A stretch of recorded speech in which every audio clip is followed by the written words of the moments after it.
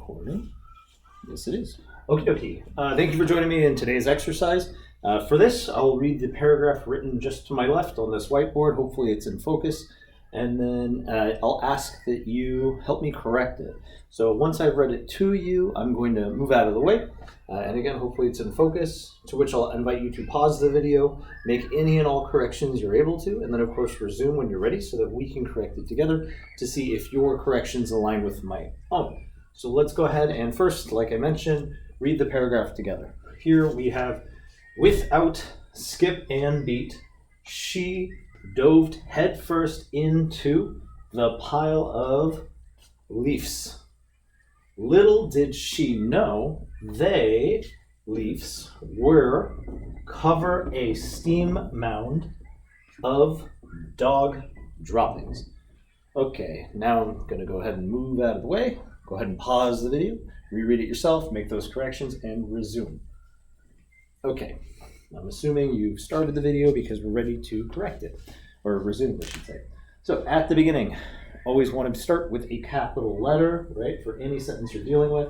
So without is a compound word, though each word can exist on its own, independent of one another. You want to link them together.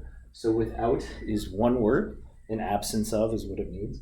Skip and beat. Here, this is more of an expression. So without skipping a beat, so missing a moment.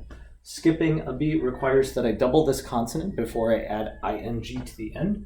So I'm going to add the p, ing. Notice that I have the general article an.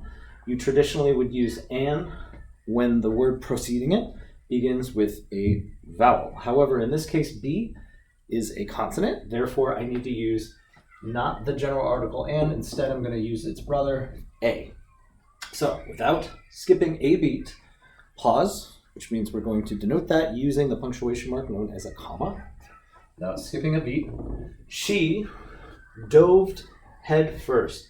Here she dove. This is something that she's already done, right? So she dove head first into yet another compound word that has been made separate. So again, while these two prepositions can exist independent of one another, we want to link them together to change their meaning. So into. So into, as in the pile in this case. So into the pile of leaves. And hopefully you remember that when we're making, in this case, a word ending with the letter F into a plural, traditionally what you would do is you would drop the suffix, so you drop the F in this case, replace it with V, and then an ES.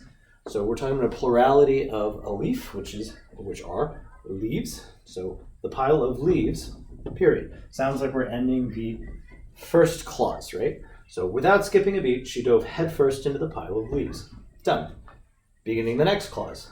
Starting a new sentence requires capitalizing the next letter, or the beginning of that sentence. So, little did she know, as opposed to the negative, no, N-O. We want to showcase that using the letter K, N-O-W, right? So to know something, that abstract idea. So little did she know, pause, they, referring to those leaves, they leaves, here again, need to drop the F, replace it with a V-E-S. I'm going to add that suffix, right? So the leaves were, here we have the contraction, right? We plus are, so we are, which doesn't make sense when you put it together, right? They, leaves, we are, now that I go back, since I did that reread, I noticed that they is not the word that I'm looking for. Instead, I'm looking for the definitive article, the, so I'm going to drop the Y because I'm referring to a specific pile of leaves. So let's go back to reread. Little did she know the leaves were, so I'm going to get rid of that apostrophe, right, which creates that contraction. So were, W-E-R-E, one word, cover a, we're going to use the gerund, right? They were covering, so the pile was covering or shrouding. A steam mound, is it a mound of steam? Of dog droppings. No, it's a mound, so like a pile of dog droppings, which is another way of expressing it as poo or waste. So here I want to describe the mound as steaming. So I'm going to make this a gerund. A steaming, because I'm describing or modifying this mound of dog drop-ins. If I'm looking for a gerund ending, it needs to be in. GS, followed by a period. So we're going to go ahead and do a quick reread of the paragraph with our corrections in place. Without skipping a beat, she dove headfirst into the pile of leaves. Little did she know, the leaves were covering a steaming mound of dog droppings. What an exciting time for her. Okay, hopefully your corrections aligned with my own. Of course, if you have any others that you feel I've neglected or should have included, by all means, please include that in the comment section below. And also, if you haven't already, I would very much appreciate a like for the video or a subscription. If you aren't subscribed, it does help me out quite a bit.